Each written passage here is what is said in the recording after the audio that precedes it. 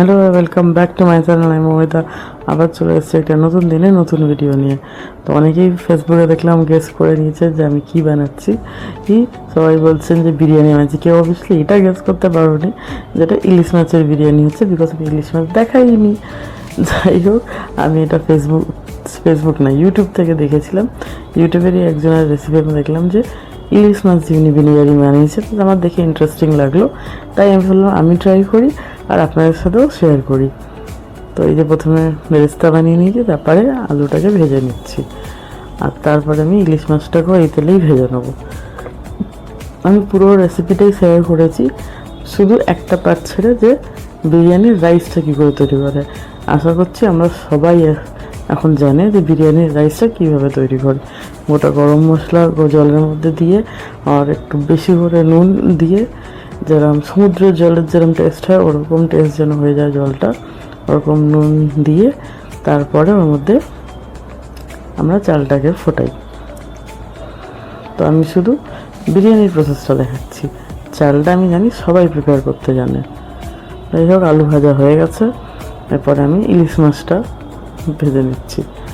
আচ্ছা, এই বিরিয়ানিটাতে আমরা কিন্তু ঘি ইউজ করি না, ঘিয়ের বদলে আমরা ইউজ করি হচ্ছে সরষের তেলটা, যেটাতে আমরা ইলিশ মাছটা ভাজি, বিকজ পুরো ইলিশ মাছের স্মেলটা যেন বিরিয়ানিতে মিক্স হয়।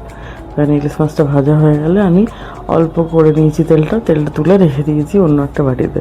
যখন আমি লেয়ারিং করবো তখন লেয়ারে ঘিয়ের জায়গায় এই ইলিশের তেলটা দেবো।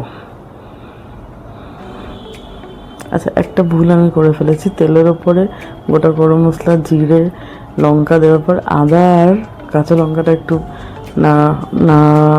নাড়িয়ে নেওয়ার কথা ছিল, কিন্তু তার জায়গায় আমি ভুলে বেরেস্তাটা আগে দিয়ে দিয়েছি। তার জন্য আমি তাড়াতাড়ি করে জল দিয়ে নিয়েছি। আপনারা একটু আদা আর কাঁচা লঙ্কার পেস্টটাকে একটু কষিয়ে নেবেন, তারপরে জল দিয়ে বেরেস্তাটা দেবেন। কারণ বেরেস্তাটা যদি আগে দিয়ে দিন আমার মতন, তাহলে ওটা পুড়ে যাবে। আমি যেন না পুড়ে সঙ্গে সঙ্গে জল দিয়ে দিয়েছি, আর তারপরে আমি মশলাগুলো দিয়ে ওটাকে কষিয়েছি। তারপরে হ্যাঁ, তো গুঁড়ো মশলার মধ্যে ছিল হলুদ, নুন, স্বাদ মতো নুন, আর হচ্ছে কাশ্মীরি মির্চ, আর ছিল বিরিয়ানি মশলা। অনেকেই ঘরে বিরিয়ানি মশলা বানান, আমিও বানিয়ে রাখি। আজকে ছিল না, তাই আমি আজকে বাজারের এভারেস্টের কেনা বিরিয়ানি মশলা ইউজ করেছি।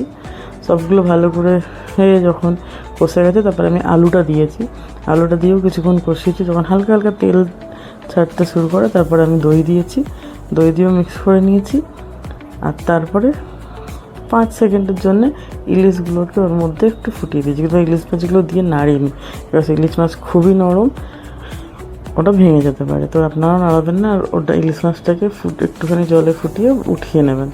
আমি যেরকম তুলে রেখে দিই। তারপরে যে লেয়ারিং করছি, আর হ্যাঁ, একটা দুধ যেটা আমি দিচ্ছি ইয়েলো, ওটা হচ্ছে দুধ, কেওড়া জল, আর রোজ ওয়াটার, আর মিঠা আতর আর কেশর, সবগুলোকে একসাথে মিক্স করে রেখেছি।